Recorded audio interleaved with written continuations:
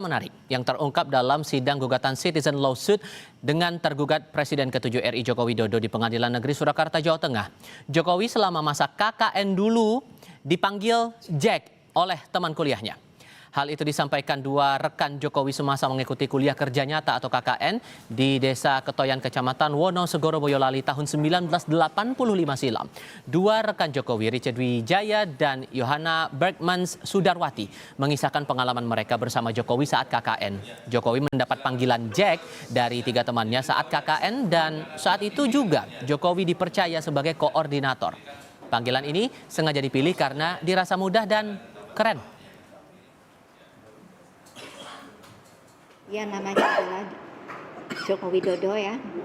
Nah, kalau panggil Jok kan sudah biasa gitu ya. Pengen lain daripada yang lain, itu biar keren gitu ya, Jack akhirnya. Kami berempat yang memanggil Joko Widodo adalah Jack. Benar-benar Jack. Bukan yang lain. Ya selama KKN kita kan mungkin ada kedekatan ya. Jadi kita untuk Mas Eko itu, Mas Ecot gitu. Oh Jack, nah, gitu kita dengan Pak Joko itu Jack. Gitu. Gimana kalau Pak dipanggil Jack itu responnya? Oh positif. Suka berarti ya? Oh suka.